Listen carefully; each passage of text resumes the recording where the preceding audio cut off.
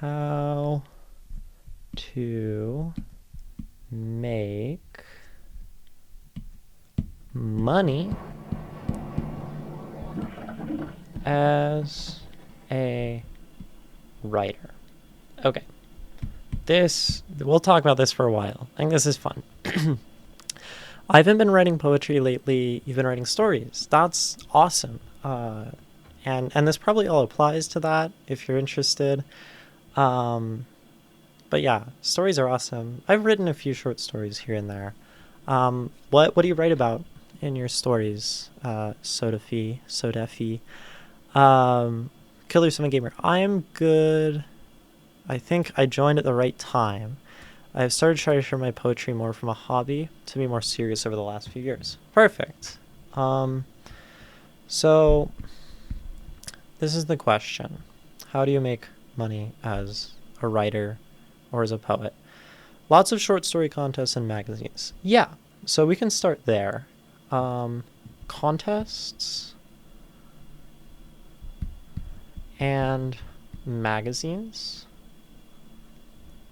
You might also see these magazines being described as literary journals. Literary journals. So sometimes there's like magazines and these are like maybe a little more casual. Sometimes literary journals are associated with universities and that kind of thing. But this is like one way we can make money. And basically, how do you do this? So there are tons of these. These are happening, I kid you not, dozens every month, especially with the internet. You can find these all the time. Open calls for submissions and magazines, contests, etc. Now there's a lot of different like ways that these work. So some will have like submission windows, and this is really annoying, I would say. And it's kind of a grind because what happens is a journal will be open for like a month, and you'll be able to within that time submit and then be considered and maybe get put in this thing. Some are always open. Oftentimes this is like the bigger magazines and journals because they have more editors, more people who are doing this stuff. I haven't done it yet, but it is in works. But someone I know self-published a poetry book on Amazon. We'll get to that. And I'll maybe put this down here to self-publish. And we can talk about 2.1 print to demand, and you can also do like handmade, like zines. This is a way to go. Okay, we'll come back to that. So contests and submissions, you're usually submitting like 1 to 10 poems, which they'll choose from. And these are usually going to net you like 25 to, I'd say the most I've seen is $400, which is very small. This is really hard to make a living off of. This is something I've realized, at least with journals and magazines. That's 25 to 400 because they're publishing like 2 or 3 of your poems, maybe more than that, maybe less. Contests can be, anywhere from $100 to $10,000. I mean, they can also be less. Maybe we'll go down to like 25 as well. These have more variety because sometimes these are like an entire chapbook, an entire manuscript. And so this end is going to be more like high caliber, that's funny, that's your name, Callie, publishers, Usually these are going to be looking for like full manuscripts. I was trying to apply to something like this recently and I couldn't get my manuscript together. And then sometimes these will include things like publishing, and they'll like send you some copies of your book. They'll send you, you'll get money, you'll get like promotion. Sometimes these are just like, we're going to promote you on our Instagram story and give you $25. So there's a really big range here. I find the most difficult thing about this to be like juggling lots of little tasks. Juggling lots of things. If you're submitting to a lot of these smaller like literary journals, you're going to need to be submitting like weekly to ever have hope of like making a reasonable amount of money. The good thing about these is some of these literary journals are very famous. Take Poetry Magazine, which is also the Poetry Foundation, where like you can find a lot of poems on the internet. Like, I don't know, this poem, this website where this came from, that's Poetry Magazine. So you can like be much more discoverable there. Where do I find these? I've been using Submittable. Yeah, so that's the question. Where do you find these? This is like really hard. This is, I think, the hardest thing. Juggling lots of things, deadlines, they're coming up, you find something and you're like, oh no, the deadline's tomorrow. How do I do this? It's so much to manage. And I haven't found a good like database or really like collection of literary journals, places to submit to that like kind of year-round has stuff. It's something that maybe would be worth assembling, but I haven't seen someone do it. I often find this through Instagram stories, specifically because there are certain, accounts that I follow, some local like poetry organizations, and they'll usually like repost a lot. They'll be like, oh, this week this submission is open from this place. They'll just be like reposting other people's stories. And that's like super helpful. So just like a shout out to a local group. There's a group called Spotlight Poetry here in Las Vegas where I live. And whoever does their social media is a saint, because they are constantly reposting opportunities and grants and fellowships and magazines and journals that have applications. It is a lot of scouring the internet, like you say, Killer Gamer. We can do certain things to make it more efficient. I have found things through ChatGPT, which, there's the ethical concern of like using it. But ChatGPT is really good at scouring the internet for you and finding those things. So it can be useful to say, hey, find me literary journals with open submissions right now that don't have an entry fee, that give money in this amount to this amount. ChatGPT can usually do a pretty good job.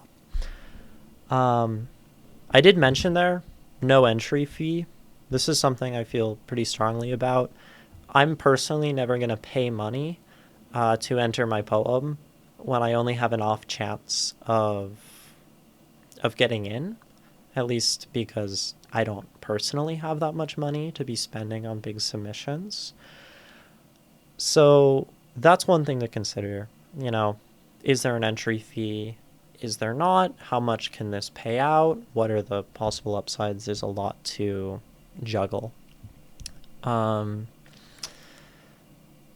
Side note, I'll come back to that later. How else can we find this stuff? There's a website called Creative Capital. which I heard about last year, Creative Capital, which usually just has a lot of it like lists a lot of open like grants and fellowships and opportunities. I'd say it's less good for contests and magazines and journals, but it is a way to find things that are open. One thing I would also suggest is whenever you're finding one of these, you make your own like database of different opportunities when their deadlines are, because if you don't get into this year, you could always try to apply next year. And, the longer you keep doing this, the more you're going to accumulate. And that's a good thing to build up your knowledge. This could maybe be something we try to do as a community at some point. Like, I know lots of these things, lots of places to submit. So maybe there could be like a larger community document or forum in the Discord that has stuff like this, so everyone can continue accessing it. I had a journalist friend I wanted to write/send an opinion column for newspapers and showed him what I'd written. He said, "Okay, good luck with the editors." And I was like, "Why?" "Because you talk about the media and then halfway through you talk about the birth of a nation." Yeah, you write about some pretty wild things, Ray, and I do like it. The good thing about like poetry as opposed to literary journals is poetry is kind of allowed to be very off the rails. Yeah, at least for me, at least let me pay and be sure it's going to be in it. Right. I think that's enough about magazines and journals and such. One thing I will add is that sometimes these have themes. So they'll be like, this month's issue of, whatever poetry journal is on the theme of loss, or on the theme of autumn, or on the theme of, anything.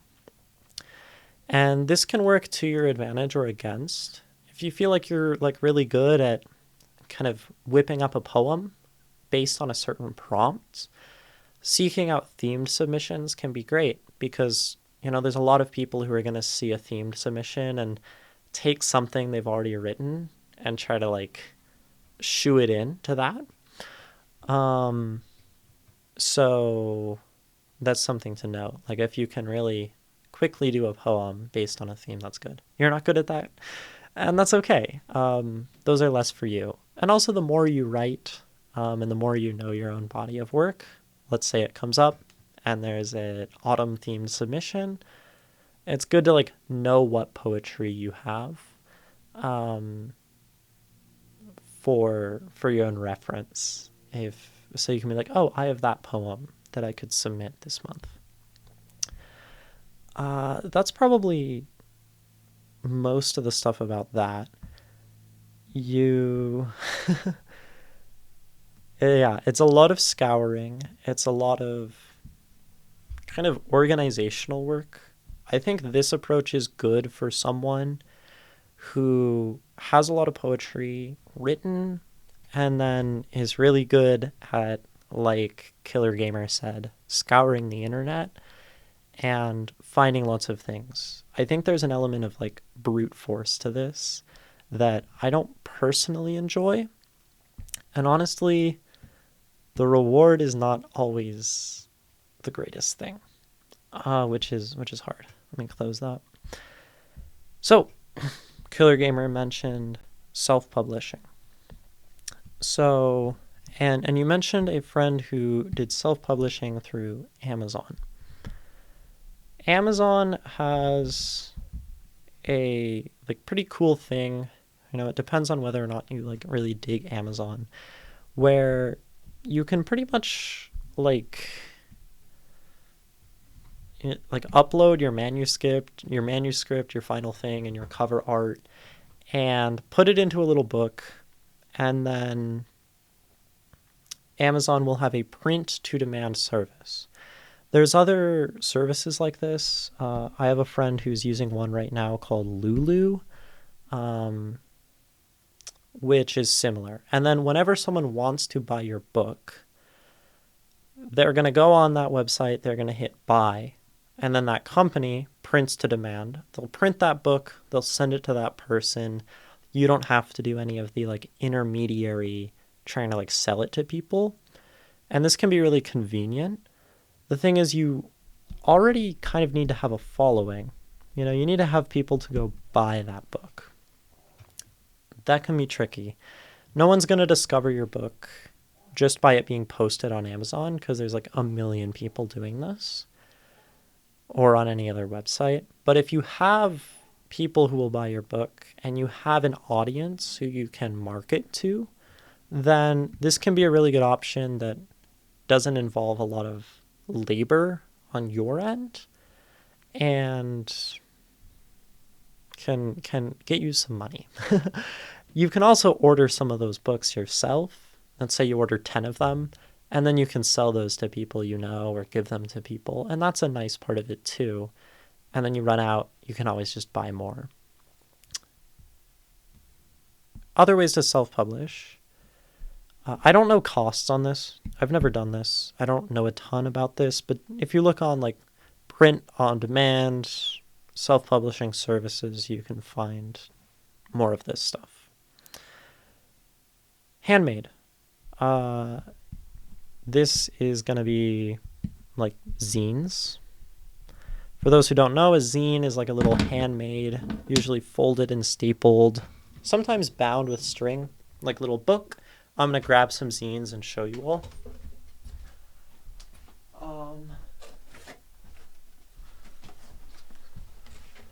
Zines really took off in... Oh, I just dropped all of my zines on the floor. Oh my gosh. There's so many on the floor. Lots of zines. So many zines. So the ones you buy drunk at bars to uni students. Yes, exactly. Zines really took off around like the punk rock like era in like the 80s in America and the 70s. I don't know about other countries and zine movements, but the cool thing about zines is you can be super flexible and creative with them. So I'm gonna move this guy and show you all some zines from my pile. So you can do them in all different sizes, like so many different things. And you can really put anything you want in a zine. It's sort of like an open, just medium. The smallest are going to be like these mini zines. This is one I bought the other day. There's like a local zine festival. There's a really big like zine culture where I live. This is based on an anime, I think. And I just like bought this. This one's just a little art zine. And, you know, someone sold this to me for like $3 and I bought it. This one's a more involved poetry zine. So, but this is basically a piece of paper printed sideways, folded, stapled, and they're like stacked on top of each other. I have a zine. I actually have multiple. We did this together.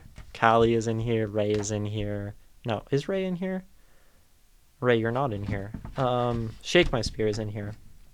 I'm in here. So that's a poetry zine. And it's just so many things. This one's really beautiful. This is like an art zine about cursive handwriting. And if you can sell them, they're really cheap to make. For example, let's take Rage here by Yesenia, good friend of mine. You can Did Yesenia tapers? That's fair. You can take these, and the minis are one sheet of paper, fold it up, and then turn into a book. So you can make these for like dirt cheap. Like as long as you have a printer or you can access a printer, you can make zines. A lot of people use them for political ends. These are some political zines that I have. So, you know, you can take it in so many directions. And that's really valuable for the flexibility that they offer. But you have to do all the work. So it's super labor intensive. It's probably more rewarding because you have more freedom to do the art, do the formatting as you wish.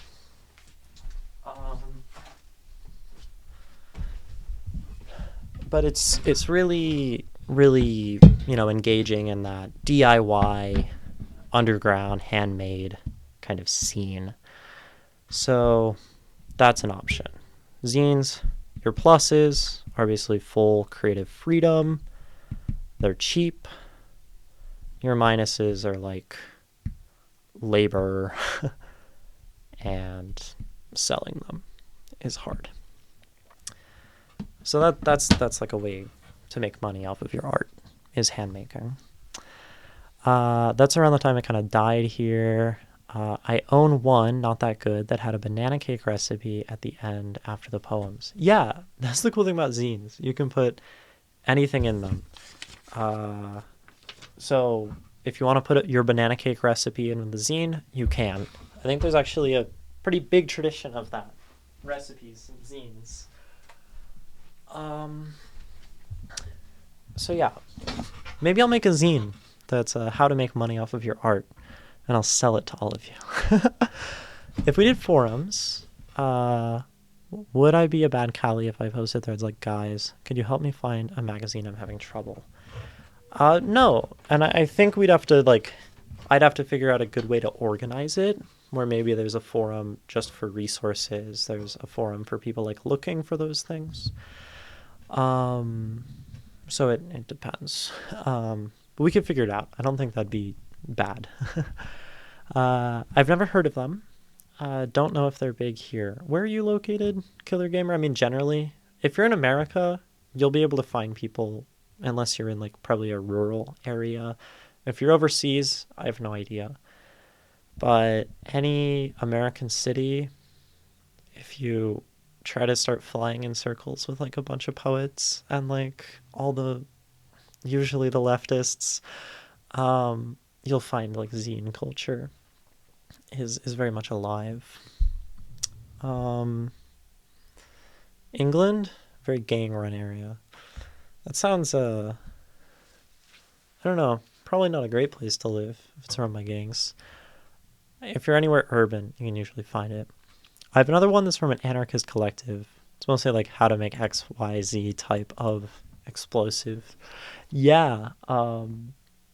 Yeah, I have two from like a socialist group locally that are like, here's how we're gonna do revolution. We're gonna talk about the unified front or whatever. Which, is hard. But they're doing their thing. Zines have a really heavy political background as well because it's independent media. No one's controlling it. You can make it. You can distribute it without anyone really knowing and tracing it back to you. So it's great for like underground sharing of resources, like how to make bombs. Yeah, zines tend to be left-wing. You won't often see a MAGA. Oh, never stop with the puns. Shake my spirit. You won't often see a MAGA zine. Yes. Very clever. I'm gonna go to the bathroom, and then I'm gonna come back and we're gonna keep talking about how to make money as an artist or as a writer. I'll definitely post this whole thing on YouTube afterward because I think it's good information. But I'll be right back. Y'all stick around. The microphone's still on. Don't do that.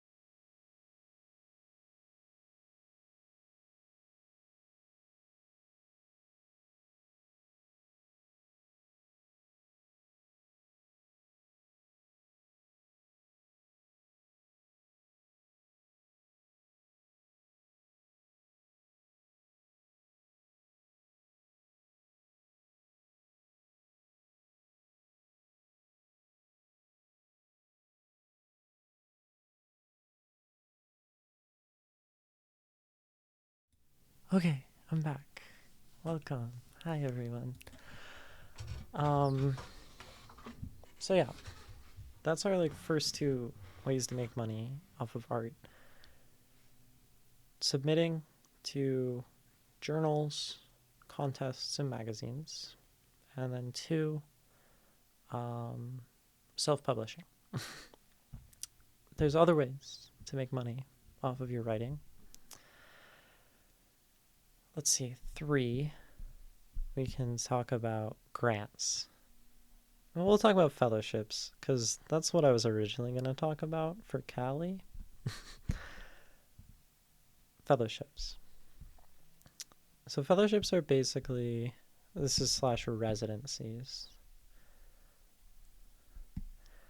So sometimes these are a way to make money. Sometimes these are a way to support yourself. I'm pretty sure if you were always in a fellowship, if you were in the right ones, I think you could kind of just live off of other people's dime. At least residencies. How these work is you apply to these. You usually have like a sample or portfolio. And you're going to talk about what like your intention is, your vision. And what an actual fellowship and residency is. Is my mic off? Wait, I'm sorry. My mic was off. I started talking about fellowships and residencies. Okay, I'm back, guys. So, let me start over. It was on? Dude, I'm so confused. How was it? OBS is tweaking. Okay. Getting back into streaming. Very scuffed.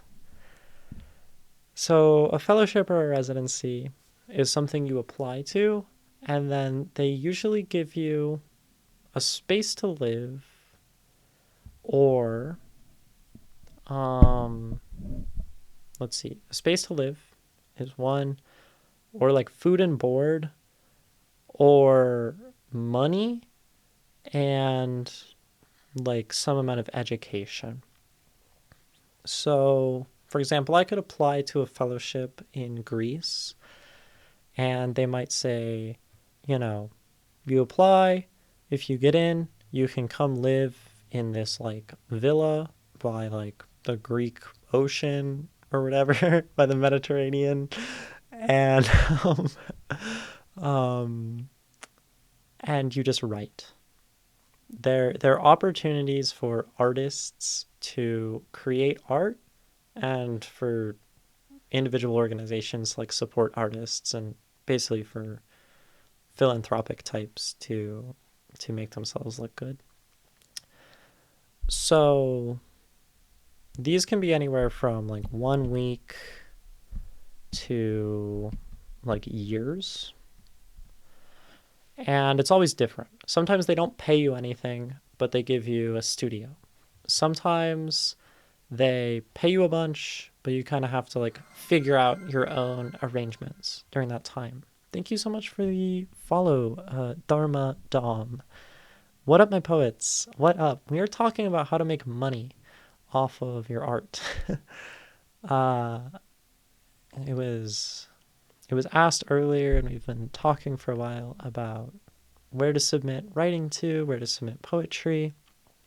In this channel, since you're new, I often also analyze poems on stream and talk about them and try to teach. I haven't streamed in a while, so you're actually coming into my first stream in multiple months. So welcome in, and I'm really glad to have you. Oh, and my name is Ginny. I just got a call from a friend going, dude, you need to come to the river right now. I was like, are you high? Yes. Fair enough. Maybe you should go to the river. And we're talking about fellowships and residencies right now, Dharma Dom. So, yeah, you apply to a fellowship. Sometimes they give you money. Sometimes they give you a space to live. Sometimes you have certain requirements, like a reading or like giving a workshop. Something that gives back to the community. So there's a fellowship, I think, up in Vermont that I don't remember the name of, that was open recently, where you go, they give you a place to live, they feed you, they don't pay you anything, but like you get to be in a cool place and go travel and work. And then at the end, the expectation is you give a little reading or exhibition of whatever art you've been working on. Another example is the Stegner Fellowship, which is something I'm trying to apply to next year. It's currently open, but I'm not ready for it. This one has a huge amount of kind of upfront, 15-page writing sample, multiple references, statement of intention, but it's at Stanford University. You attend workshops with your other fellows for 2 years. They pay you $75,000 per year. And it's just like super prestigious. Fellowships and residencies usually are something you can put on a resume that like you can put in your bio that are going to give you that sort of like prestige. So you see people list often like whatever fellow, whatever residency these years, the Tin House residency or the Stegner Fellowship or etc., etc. I think I could do this if I improve by 65%. Yeah, these tend to be very competitive, but they can be really good for you, and it's definitely worth like trying to apply to things. Sometimes when you apply to stuff, you'll get feedback. They'll say, if you ask, you're like, hey, how can I improve for next time? So applying isn't always entirely lost if you just don't get into the thing. So yeah, these can be great. They can like help you subsist for a while. They can give you some money, and that's cool. 4.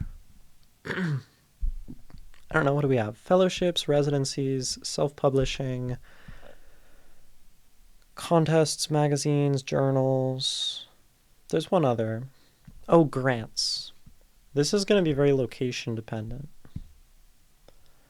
A grant is basically when an organization says, we're going to give you money based on a project that you propose. So you say, I want to paint a mural in this city. And if the city has a grant program, which you're applying to, they might be like, okay, here's $1,000 to paint this mural and improve our city. Sometimes it's an organization that says, apply, give us your idea for your book that you want to make. We'll give you money up front so you can accomplish that project. Grants can be a really great way to like fund the things you're interested in. If you're confident in a project and feel you have a really good idea and have like ambition but no resources, grants are a great way to achieve that. Some of them come from like governments or cities, and like arts endowments and stuff like that, which this is going to be very dependent on where you live. Sometimes they can come from independent organizations, independent orgs. And, but it's the same process either way. This can just be a little more flexible with where you live. I could do a grant for my murderous piano tuner story. Yeah, so you could say, I have this story. You could even say, here's the first story, right? And I want to do a book of short stories in, similar to this one. So I'm going to apply for this grant, and if you give me the money, I'll use that money to publish my book. And then you could use, some of these other pathways, self-publishing, doing handmade books, whatever, to actually move forward and publish and then make some more money off of that. If you just have an individual story, let's say, that might be something that's better to submit to a magazine. There are magazines that take poetry. There are also magazines that take short stories. Often those are the same magazines. And with like one thing, that's better. Grants are usually for big projects. My mom actually just applied for a grant because she's an artist. And she wants to do like 8 to 10 like big pieces in a medium called encaustic, which is like painting with wax. And so she applied for a city grant locally because we have an arts council here in Las Vegas that like has money that they give to local artists to support the local ecosystem. She applied to that. She's still waiting back to hear, but if she gets it, she could get up to like $3,000 to create these pieces and then maybe like find a place to exhibit them. So grants, the plus are like money, and like all you need is an idea. And if they like it, and if you write, a good grant proposal, you might receive that money to be able to do your project. Downsides, you need to have an idea. You need to have a big project planned. You need to be able to commit. There's a grant writing process, which I'd say is a downside, where you have to go through often like lots of questions. It's like a big thing. Some people make money writing grants for other people. I helped my mom with her grant. She gave me like $100. So, another thing with ups and downs.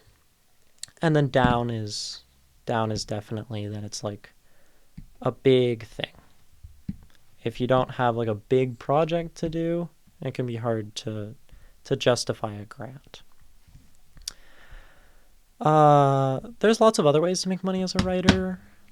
There's ghostwriting, where someone wants to write their book, you write it for them. I don't know how you get into that, but that's an option. There's, teaching. If you have a degree, that's always an option. You can do journalism, as Ray was mentioning earlier. There's lots of things. You can do writing for like people's websites and be like, I'm gonna write for you, and like do your content for your website or your blog. You can create your own like blogs and stuff. You can go on like Substack. There are more and more ways. Substack, Patreon, Twitch. I don't know if Twitch is a great way to make money off of writing, but it's a good way to get an audience, which I monetized with our zine. So there's a lot of ways, and I'd say it really depends on like your skill set and what resources you have, how much you've made, how much experience you have, how much time you have. Uh, and it's really hard. It's it's extraordinarily difficult. I don't make money. I don't support myself off of my writing. I'm not employed right now, but I'm like looking for jobs. um, but my philosophy is that a lot of that stuff is very piecemeal. If you submit to a journal, you might get like 25, 50, 100, $200. No matter how much you do that, it's going to be really, really hard to like make your living and support yourself, especially in what's a pretty bad global economy that's capitalized and consumerized. Um, so I'm more interested personally in setting my sights on really big projects, prizes, fellowships, because those are the kind of things that both earn me prestige, the kind of thing that could get me a book deal and get me money, and also help me move forward and like educate myself. Certain residencies and fellowships having like workshops and working with other people and improving through that. You also want that stuff. Awesome. Uh, then I think then roughly like what I've described are things that you should be thinking about. And I think the days are over of like writing something and then like well, I don't know if you were ever able to like get discovered by a publisher. Maybe you always had to be submitting a lot and getting your work out there, but a lot of it's going to be something you do yourself, and it takes a lot of time. But the good thing is there are resources, there are people with knowledge. I have some amount of knowledge who can help point you in the right directions. And whatever resources you find, whatever information you find is also things you can share with other people.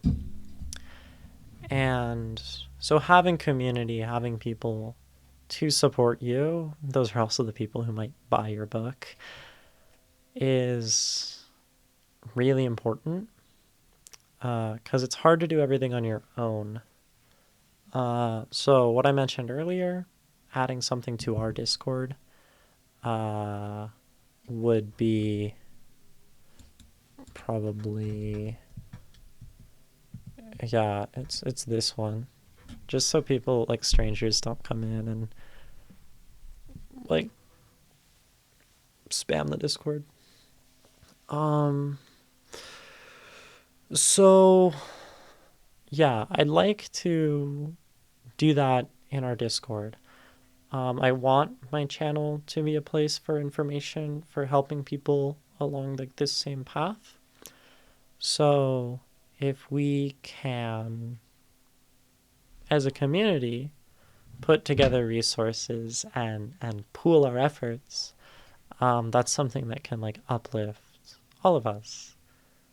It's like socialism. And but no, it's mutual aid, it's community. And so I really like the idea of having some stuff in the Discord for resources, for submissions, for help with that stuff. Because I think, having a place for people to like hang out and share their art is fine. But having a community that benefits everyone in it is even better. And, beforehand, I was mostly just like teaching on Twitch and then the Discord was there. Going forward, I think I have more information, I have more resources, and this is a point where, the channel could start to become something that has a lot more varied benefits for people. So we could start to construct something like that. My dream is like a massive spreadsheet, right? Huge spreadsheet that just has like by month of like submissions being open, different like journals and grants and fellowships all in one place. and then like links going off to everything where you can just scroll through and be like, what's happening this month? And the spreadsheet will be able to like tell you, sub spreadsheets by month, by category. Um, that's kind of a dream of mine because that would help me and that would help so many people. We must protect the Isle, like in the movie. I don't know what movie you're referencing, Ray. Um, I'm very movie illiterate. I've watched a few, um, but I'm pretty behind on that. I'm much more literature literate. um, yeah, I don't know. Does anyone have questions about making money off of writing or poetry or any of that stuff? Um, I know there's like a lot there. Um, and I don't have all the information, but I have some of it. Uh, let's say you're a slam poet. Here's another one. You could go to poetry slams. Those have prizes when you win. So like that's another way to make money. Um, there's just so many things, and the list just goes like on and on. Okay. It's okay if you don't have questions, but figured I'd offer. Never been to a slam poetry, I think. Oh, my throat. Slams are okay. What if I'm afraid of people? That's okay. You can do a lot of these things while being afraid of people. Uh, like going on stage and performing slam is one option, but like that's not even a great way to make regular money. You can post your poetry on TikTok, unrelated to being afraid of people, because that's putting yourself in front of people. Um, but like that's a way to like theoretically like make money, although the margins are really bad and it's really hard. Um, there are ways to stay in your room. There are ways to, especially with the internet, send your writing off to all sorts of journals, all sorts of places. And you can also make money in person by doing things, but that's not necessary. I think it can be beneficial to build community, to meet poets. I mean, I have lots of friends in person who are poets, and some of the things I've like talked about today are things that I wouldn't know if I didn't go outside of my room and talk to people. The reality is you'll learn things you would never expect to learn by interacting with people. Granted, you can interact online. You can interact through a Twitch chat. We can build community in a space like this. And it's hard because, I don't know, like I'm the one building the community and it kind of hinges on me in a really kind of awful way. But there's spaces and there's good things. And even, Twitch has a broader writing community at large, and there's all sorts of ways to find, people to interact with. So my thing with people is that I'm terrified beforehand, but during the conversation, I have the energy of a puppy. um, yeah, it is terrifying. I haven't left my house that much lately. I've been inside a lot, and sometimes I'm like, I just don't want to go out where there's people, or I might get overwhelmed. I get overwhelmed by people really easily. Uh, so you're not alone in like being scared by that. One thing is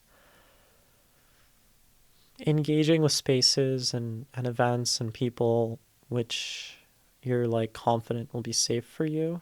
I mean, let's say you go to a poetry event at a local library or, you know, I mean, sometimes there's enough of a poetry community where people will host like poetry readings at bars or like I've been to poetry events at bars in Las Vegas. It's sick. Um, and you can go to those places and you can know that I don't have to read anything. I don't have to get on stage. I can just listen and observe and enjoy other people's art. And then once you get comfortable with that, once that isn't a scary proposition, you can say, okay, I'm going to go and I'm going to try to read something. Maybe it'll suck. Maybe it'll go well. Um, but, you grow piece by piece. You don't have to say, I'm going to go compete in a poetry slam tomorrow. That's a lot of expectation on yourself. I'm a social hand grenade. Just send me in a group of people and watch people leave. Yeah, because you're going to start talking about, like,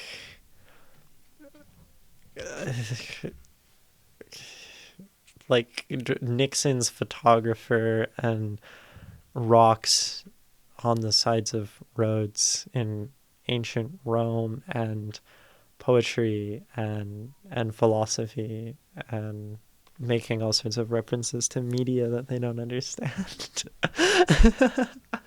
um, to be clear, all of those are great things about you.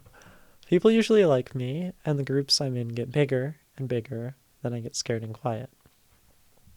Well, like, it's good that you know that, right? You get scared when the group gets too big, so you can pay attention to that, and you're always able to like. The easiest way is to like go to the bathroom, and then you're like no longer in the group, and then you can either like settle yourself down, and then you can come back and you can just go talk to someone else.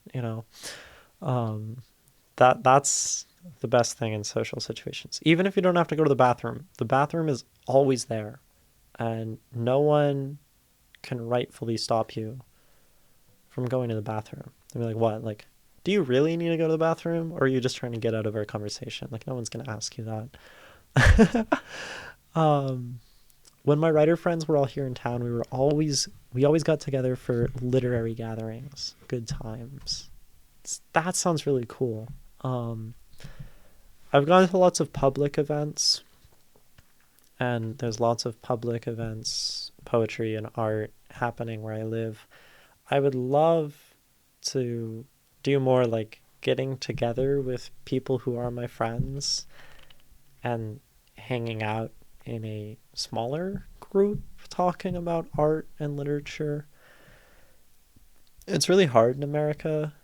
Everyone is very distanced, not like certainly physically with suburban urban planning, but also culturally. People aren't really like don't really engage in community that much. What if they invite me back in? They're saying, "Hey, what are you doing alone? Get in here." Then you come back and you like say something witty. I don't know. Um, you can't plan for every outcome, Callie. uh, but there's also nothing wrong with being quiet. You can stand in a group of people and be pretty quiet. You don't always need to be the center of attention. Now I'm just giving like social advice. You can be quiet for a while and then wait for something to come up that you like really want to talk about. There's nothing wrong with that. Also, I don't think I'm analyzing poetry today. That's really funny. This bot is like stylish something, which is like stylish fail, but it's actually a bot trying to sell.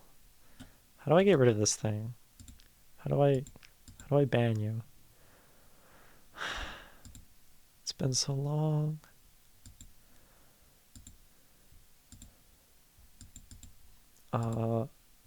Dude, stop. Wait, I can click on that. Ah ha ha. How do I ban them? Block? That's not banning. God, it's been so long. Oh, it's over here. Warn, timeout, ban. Yes. I haven't banned someone in a long time. Feels good. Yeah, hit the piccolo pose. An aura farm? Yeah, just aura farm in the corner. Nothing wrong with aura farming. Tell the bot it's not as stylish as the fail. Hey bot, you're not stylish at all. I do like talking to the bots sometimes. Although it's kind of like talking to ChatGPT like it's a person. It's weird that people do that. Like treat it civilly. I'll if I'm ever using a chatbot, which isn't often, I will very much like just be very direct. I guess the fact that I'm thinking about it means in some way that I'm engaging with the conceptual idea of humanizing or personifying a chatbot.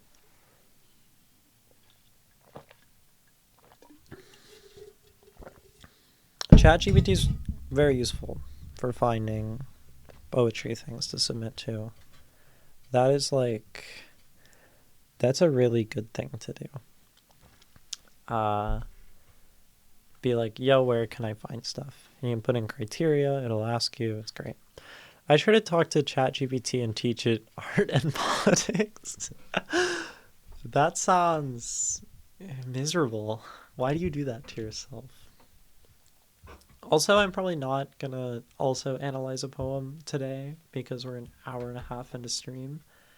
But I really liked the conversation about art and money.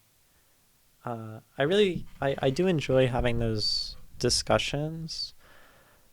I enjoy the streams that are more that kind of thing as well. So if there are ever topics that you all want to know about, or even anything I talked about here, if you were like, let's do a stream where we go through as if we're submitting to a poetry journal as like an educational thing, you know, here's how to submit to a journal, and we like go through the whole process. Like that could be a cool thing. But you know, let me know. It doesn't just have to be analysis anymore. I used to aura farm in school. I think I caught the girls in the gym taking pictures of me. I was a bit confused, but also full of myself, because I was completely aware of how cute I was. So I don't know, maybe they weren't taking pictures of me, even though it seemed obvious.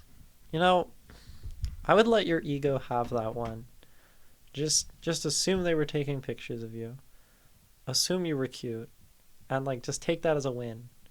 I think let that be your headcanon. No need to doubt it.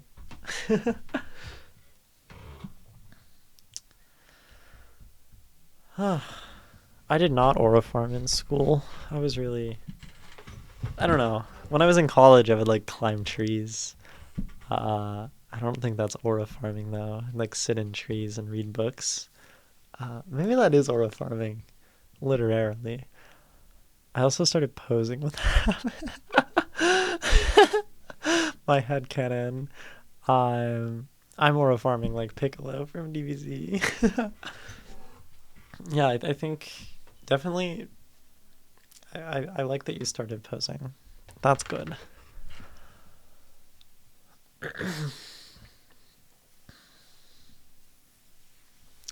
Honestly though, in like social events, I'm really quiet.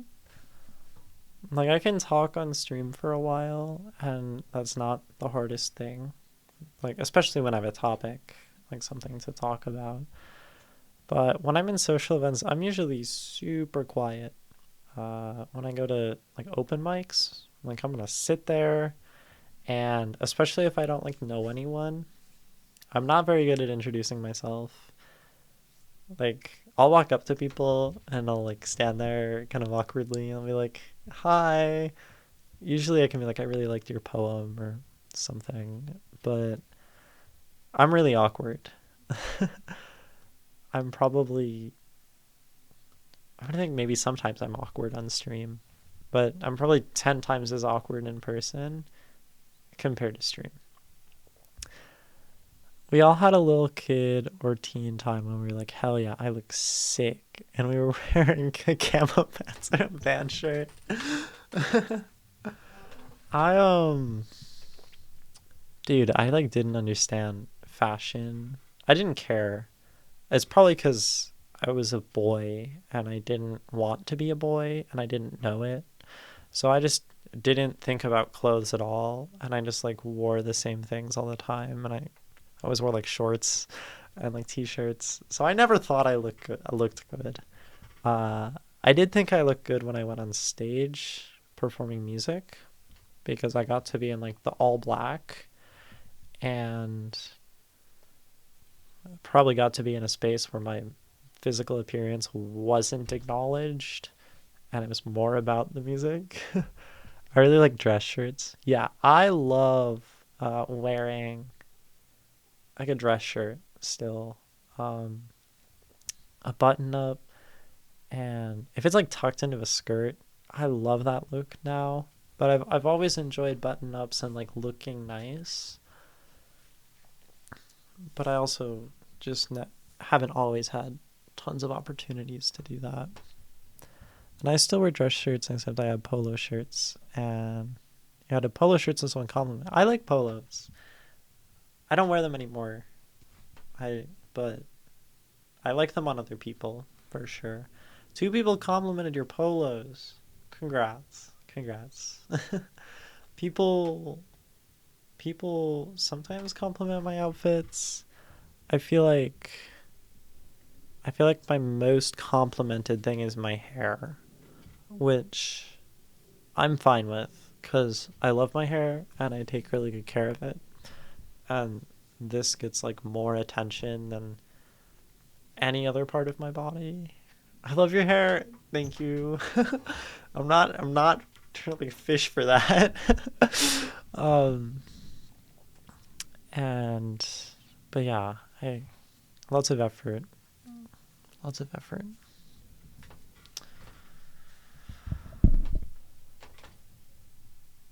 Yeah. I don't know.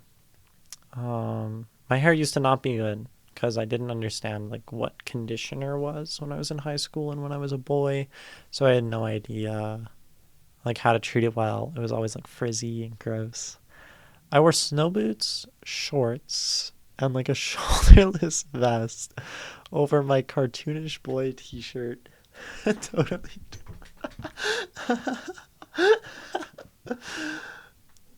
Why were you wearing snow boots and shorts? That's that's crazy.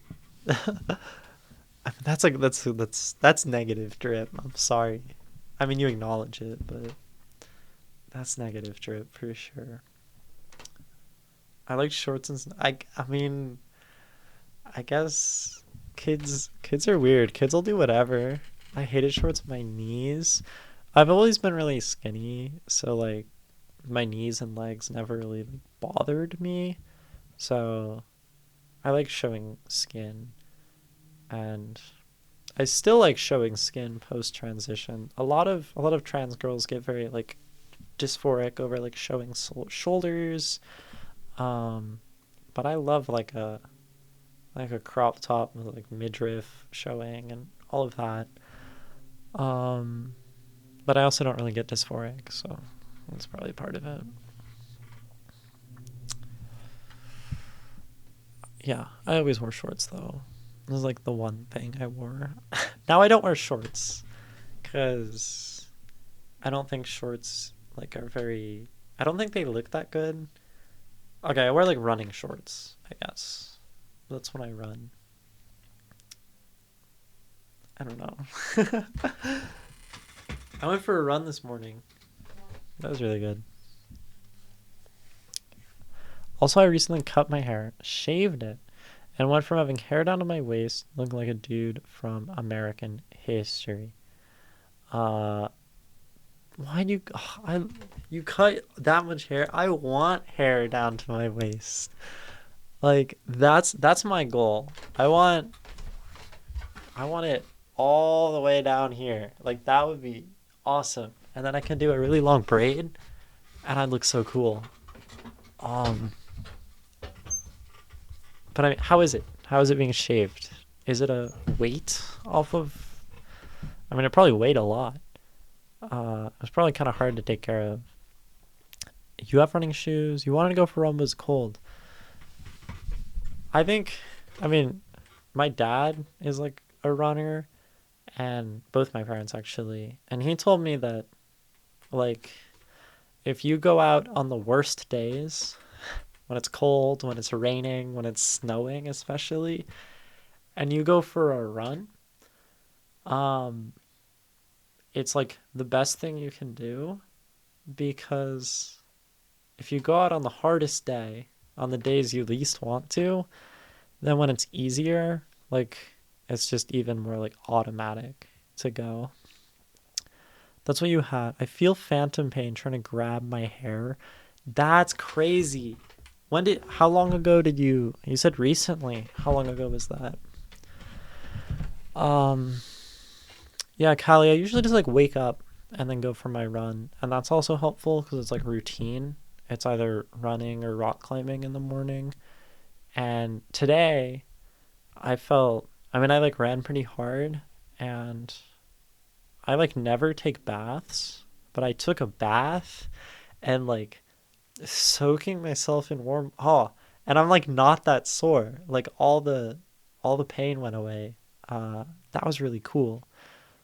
And maybe that's like you can also so you can give yourself rewards around the run. You can say like, if I run, I'm gonna take a warm bath. If I do this, I'm gonna reward myself. That can help motivate you. I think 5 days ago. That's really recent. That's cool. Um, I guess that makes sense that you still like feel like it would be there. Do you like it more? Like, is it nice? It seems like a big decision. There was a minute where I wanted to like shave like the side of my head and then do like all the hair over like just the really like lesbian look. I think I'm off of that because I'm too worried about like shaving half my head. I think it'd look really cool. Um, I ran a little bit, but also the sidewalk was out of commission, so I had to go to the other sidewalk and then back to the other one. Yes, I have a million excuses. There was a truck on my path. Yeah, you're making too many excuses, Callie. It's nice you're getting used to it. That's good. Lana Incorporated. I walk my dog every day. Or does she walk me at this point? That's a great question. I feel like at a certain point it does become the dog walking you. For a while I was definitely walking my dog every day. I've been slightly less good, well, a lot less good about that habit in recent months. But I think at a certain point, I mean, my dog will like expect it. He'll come up and he'll be like, "Okay, like it's time for a daily walk." And he's like, "Let's go." So I feel like once the dog is the one telling you to go for the walk, the dog's probably walking you, right? Or when you need the walk more and the dog is like dragging you out of the house. I just want to regrow all of it. Dude, that's gonna take so long. That How long do you think it's gonna take? How long did it take to grow it down to your waist? I mean, like mine, it doesn't help that it's curly. It could be like it's actually down to here. When I stretch it, it's hard to see. Like,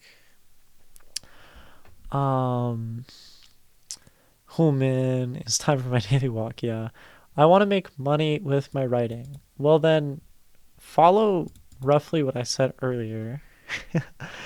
um, and I mean, we can definitely talk about it more on stream more regularly. And I want to make the resources. Making money with writing is really, really hard. Um, Came by a caustic little revolutionary sentence in a book today on this actually. Reading and walking can, save your life, or get you in jail. Yeah, I think walking is really good. It gives a lot of time to think, and it's like very contemplative. When I was in college, I was just like walking to all of my classes. I would walk really slow and just like contemplate things. It's really great. Walking is cool. I like. Where did that come from? Luna Incorporated. That quote. That's really cool. Callie, I've made $60 with my 2 books, dude. Yeah, I mean, like, I'm talking to you as someone who hasn't made that much money off of art, but knows a lot about it. Because I think off of the Poets of Twitch, I saw. I think I broke even. Based on my costs, I think I broke even. Um, I don't. Uh,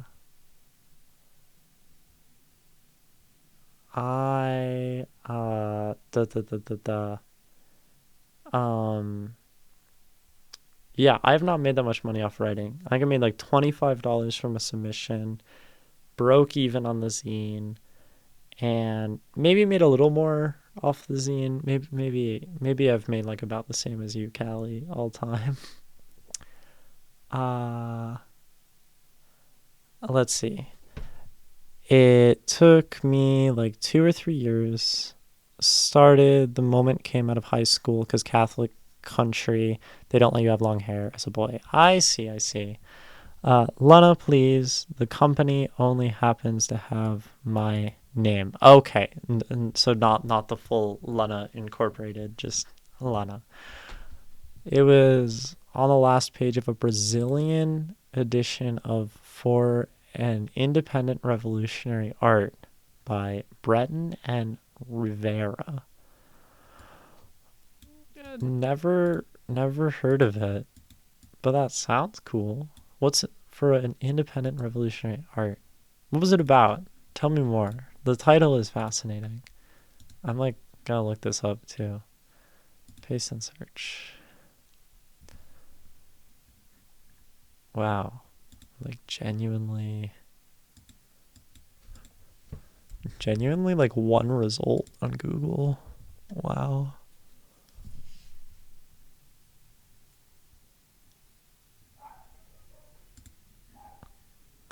Breton and Riviera are famous painters. Okay, that's cool. Riviera. Okay, Manifesto for an Independent Revolutionary Art, signed by Rivera and Breton. Cool.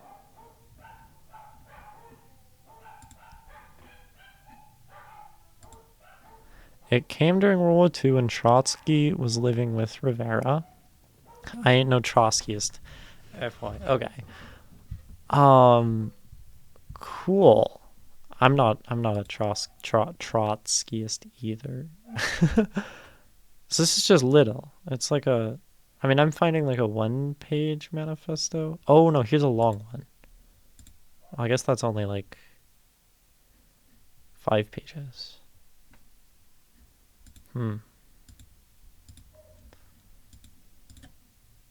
Cool though.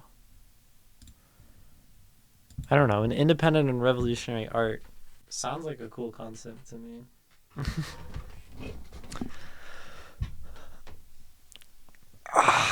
Stretching.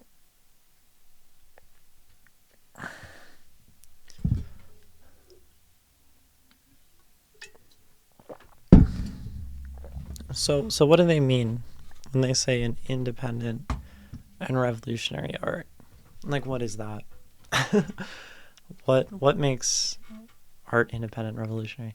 I like the story of Jodorowsky going to see Breton, and when he went to the bathroom, Breton was there and got scared and screamed.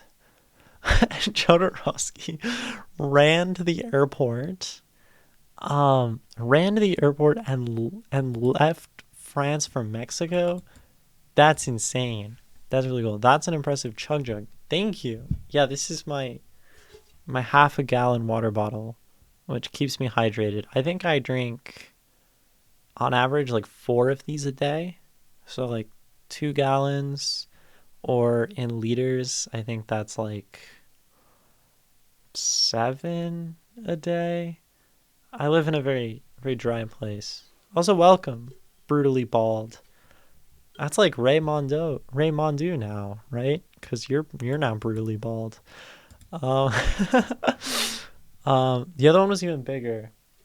Yeah, I used to have like a gallon plastic jug. I also have this one that I don't use. Um, Maybe you're talking about this one. This one's like a gallon. Um, but I don't use it because it's like too big, and it doesn't stay cold as well.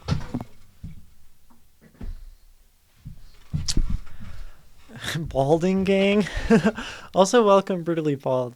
My name is Ginny. We talk about poetry on this channel, although we're not talking about it right now because we already had a rather long discussion about how to make money off of one's writing. So we're just kind of chatting now, but welcome in. Lamau. The other one was even bigger. I'm brutally balding. A balding king. Whoa, and I thought I had a lot of water law. Yeah, it's really dry here. I live in the desert in Las Vegas. It's extremely dry. I also run and rock climb, so it's exercise. I need to drink more. I need to stay hydrated. I don't know if I'd recommend 2 gallons of water a day to most people, but works for me. Shit, is this a trap? Someone stole her hair. I hope it's not. Wait, did I steal your hair? I don't think I stole your hair. I don't want someone to steal my hair though. Um, that would be like the worst thing ever. My hair is my favorite. If I lost this, I don't know what I would do. I don't know what I would do. It's funny how it's cheaper to go to Brazil than go inside Chile. What are you talking about?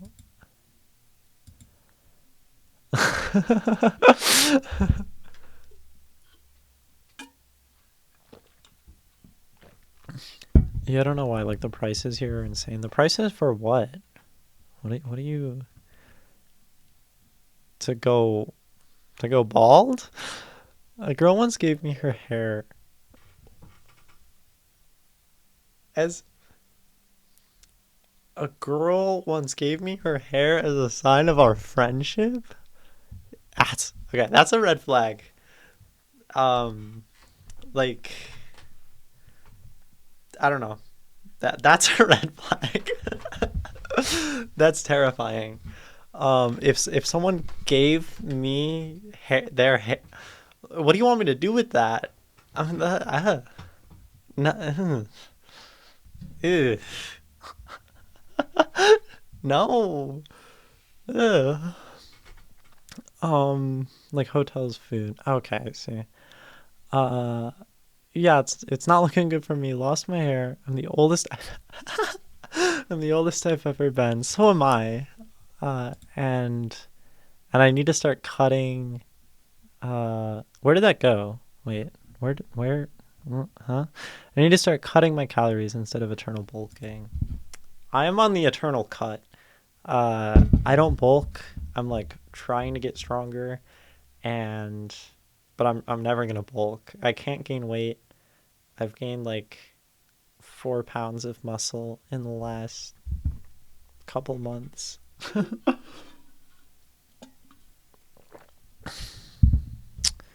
um, Galadriel did that to you too. I think that's a Lord of the Rings reference that I don't understand. Make a protection thing with the hair. Yeah, you can make a little talisman to protect you from from the friend, from her, because she sounds really creepy. I like that idea. Um,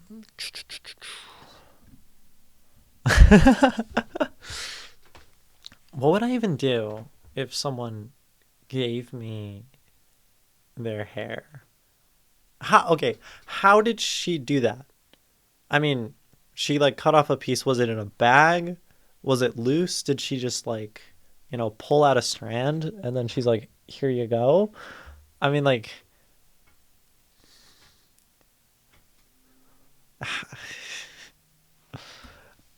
how how did she actually give you her hair? I think there's no right answer, but it's very curious. Um, she gives Gimli a strand of her hair as a reward. Does Galadriel have like magic hair? Or is it like a weird thing? Like with this girl too. I don't know who Galadriel is. Um, a friend found one of those under his bed. She was like, "What?" Yeah. Okay, that sounds terrifying. It's like Blair Witch stuff. And then once we started texting, she flirted with me even though she had a boyfriend and stuff. Yeah, I mean, red flag number two for sure. I think, yeah, some people just like cheating on people, I guess. I'm polyamorous, but I don't know if she was. That's probably something you like communicate. Her hair is like elvish and like silver strings or whatever. Like literally silver. I mean, it's Tolkien. It's magical. Uh, so I mean that's cool though. That's really cool. The only time I get hair from someone is in relationships when I have to clean the shower tray. Yeah, I think people probably end up with my hair. My hair is very thin. It falls out a lot. Um, so I mean, like maybe people have found my hair like in their beds, after metaphorically. Okay. So so does that mean she gave Gimli her hair, right? And she's like, "Here's my hair." Like but it's just like a metaphorical thing. Like it has no inherent value.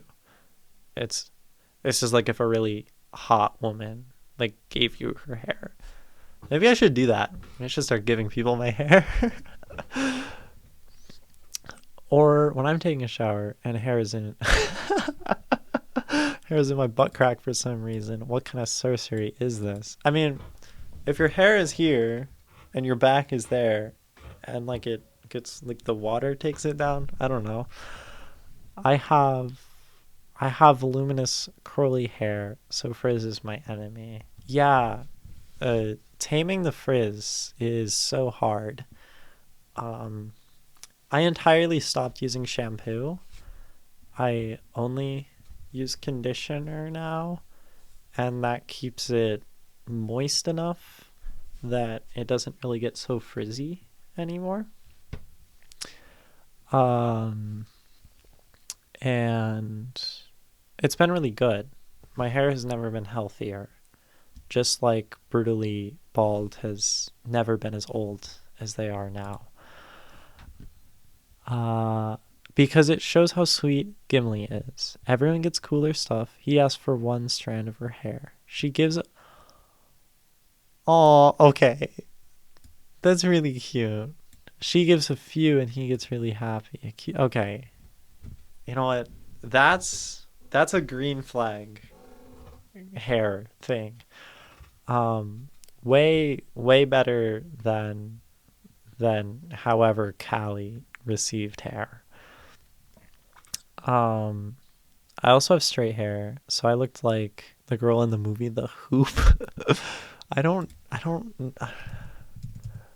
think you're ever gonna reference a movie that I actually have seen.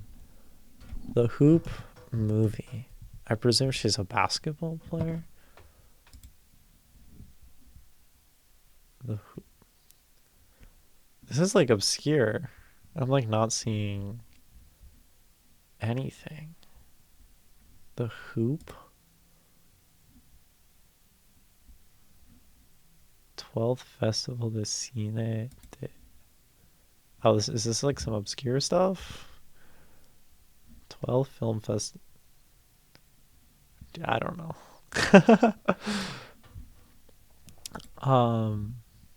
I'm like all references. Try The Ring. What about The Ring? Is there okay. The Ring. Oh, not that. The Ring movie? Do you look like a Oh, you okay, you look like this girl. Okay. Yeah. Can I show you all that? No, it doesn't show. It doesn't show Chrome. Oh well. So you just had long straight black hair. And you shaved it all off. I guess if it looked like that girl's hair, then maybe you would want to.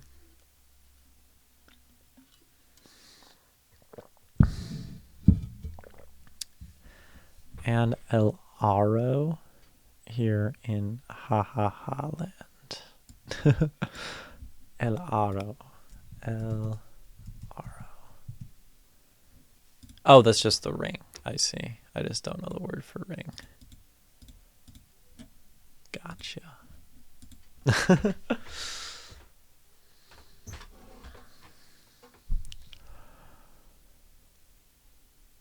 I need to watch more movies. There's a local theater here in town that shows lots of like classics and cult films and like small stuff. So I watched what have I seen?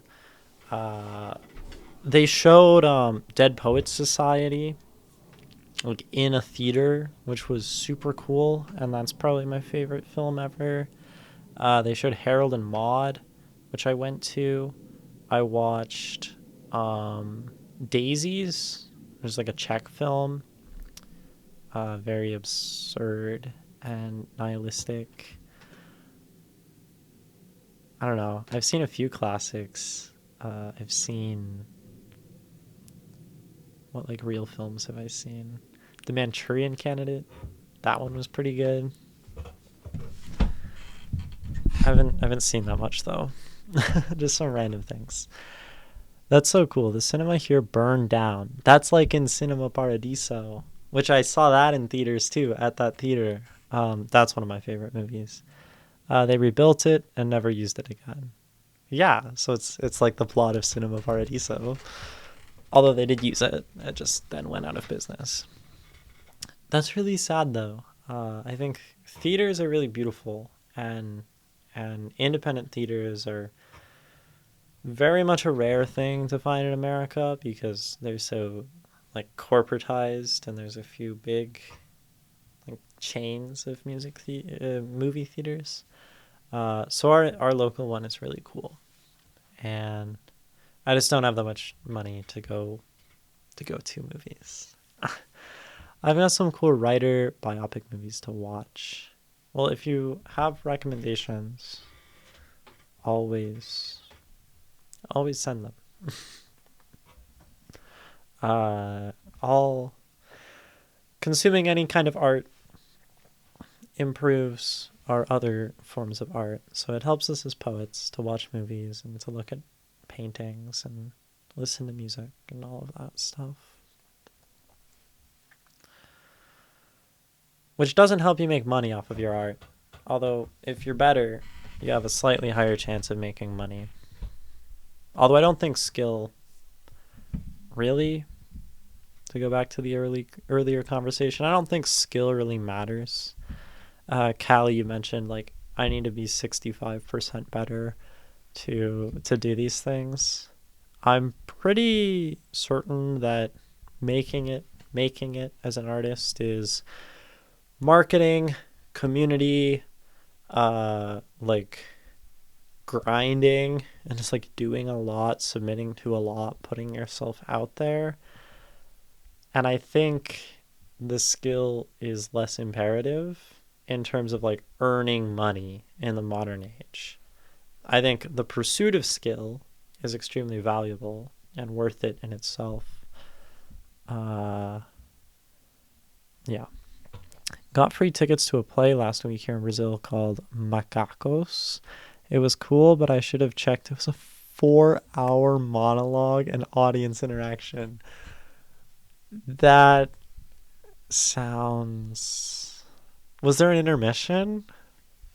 Were there, like, I don't know. I feel like that needs to have, like, 2 intermissions. That sounds like a lot. Was it good? I guess you said it was cool.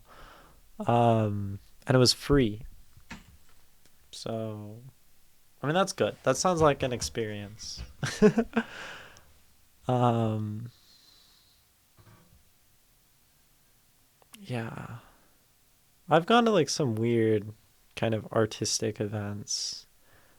I've definitely been at concerts where very, very modern classical music was played, very like avant-garde. I've never experienced like really avant-garde theater though. I've heard a lot that it's like weird and crazy. And that sounds certainly like quite an experience. I don't know. I've listened to some very very of 2025 poetry. I run in a lot of circles with queer poets, and a lot of people will just like very loudly read poems about like sexuality, which for anyone not in the know, like anyone who doesn't really like get like queerness and the desire to express, I think those can probably come off as like really weird. Yeah, of course, it was on racism and prejudice in Brazil, very in vogue now, but oof, real tense slash heavy, because oof, slavery. Yeah, um, probably hard to have something light that's about racism and prejudice and slavery. Yeah, that sounds like a really cool experience, though.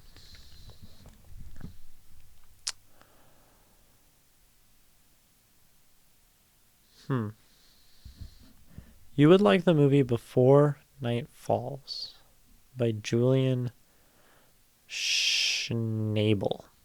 Before Night Falls. Why would I like it, Ray? I mean, you suggest that I would. So there must be something about it. But it's about a poet, Cuban poet, Reynaldo Arenas. And I like poets, so... Oh, I just bumped the mic. Sorry. But I'll check it out. That's Johnny Depp. I don't really know who actors are, but I recognize Johnny Depp. Okay. With Javier Bardem. I like this movie. Okay, well that's 2 recommendations. So I guess that means I should watch it at some point. I will maybe try to find it, and if I do and I watch it, then I'll let you know. I'll let both of you know what I thought. Because Life of Cuban poet Reynaldo Arenas. Powerful biopic offers a glimpse into the life of writer Reynaldo Arenas, who was vilified for his homosexuality. And okay, now this sounds awesome.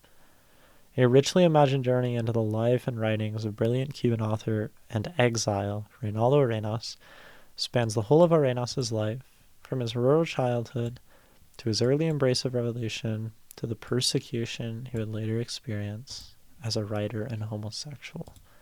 Okay, that sounds really cool. Um, that that sounds like a cool life. Even if it's yeah. When the cops got him and interrogate him, thinking he's anti-revolutionary, and all he can think of is, "Damn, the cop is hot." That's awesome. That sounds so real. Uh, I think I'll like this movie. I will do my best to check it out.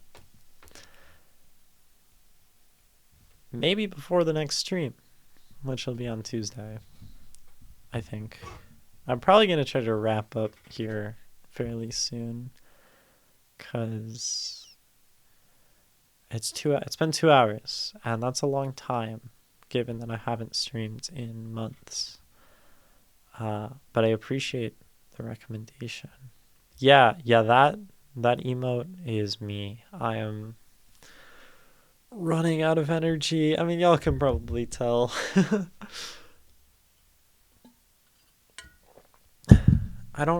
I still don't know how I used to like stream for 4 or 6 hours like straight. This is a crazy time. I don't know. Should I try to raid? It was nice passing by after forever. Well, yeah, it was just nice streaming after forever. I haven't been live in a minute, and but I'm glad you're back, and I'm hoping to be streaming twice a week now, on Tuesdays and Thursdays at this time, 3 p.m. Pacific, for 2 or more hours. We'll have more of the poetry analysis.